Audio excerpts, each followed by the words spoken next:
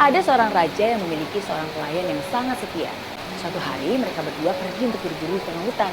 Di tengah hutan, si pelayan berkata kepada sang raja, "Tenang yang mulia, Tuhan pasti melindungi kita meskipun di tengah hutan. Karena apa yang menjadi rencananya begitu sempurna." Namun, ternyata nggak lama kemudian, nasib sial menimpa sang raja. Seekor binatang buas menyerang sang raja. Dan si pelayan pun dengan sigap langsung membunuh binatang buas tersebut. Tapi sayangnya, sang raja sudah kehilangan salah satu jari tangannya. Dan sang raja sangat marah. "Mana yang kamu bilang Tuhan itu baik?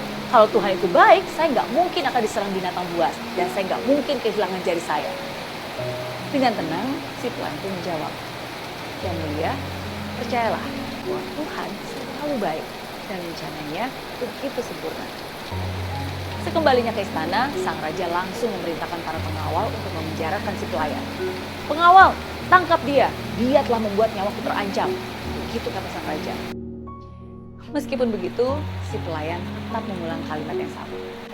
"Yang mulia, Tuhan itu baik dan rencananya begitu sempurna." Beberapa bulan kemudian, sang raja kembali pergi berburu. Namun kali ini dia sendirian. Dia pun ditangkap oleh orang primitif yang tinggal di dalam hutan dan suka menggunakan manusia sebagai tumbal pengorbanan untuk para dewa. Saat mau dikorbankan, suku primitif itu baru menyadari bahwa ternyata jari sang raja nggak lengkap. Dan mereka pun akhirnya melepaskan sang raja karena dianggap tidak sempurna untuk dipersembahkan kepada dewa mereka. Saat kembali ke istana, sang raja mengeluarkan si pelayan dari penjara. "Pelayanku, ternyata apa yang kamu katakan benar. Tuhan sungguh baik. Aku hampir aja dibunuh oleh orang primitif. Namun karena jariku tidak lengkap, maka mereka melepaskanku." Begitu kata sang raja. "Tapi kalau Tuhan itu baik, kenapa Tuhan membiarkan aku untuk memenjarakanmu?" Begitu lanjut sang raja.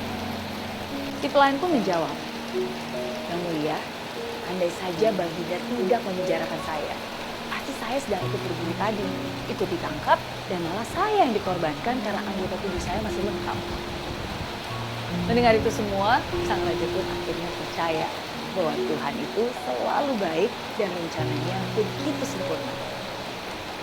Lewat kisah ini kita diingatkan bahwa mungkin kita sering bertanya-tanya, kok hidup saya susah terus ya?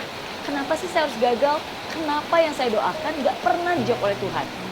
Dan keluhan-keluhan lainnya membuat kita lupa akan kebaikan Tuhan. Padahal apa yang kita pikir dan kita rencanakan belum tentu baik. Sedangkan Tuhan yang lebih tahu apa yang terbaik buat kita.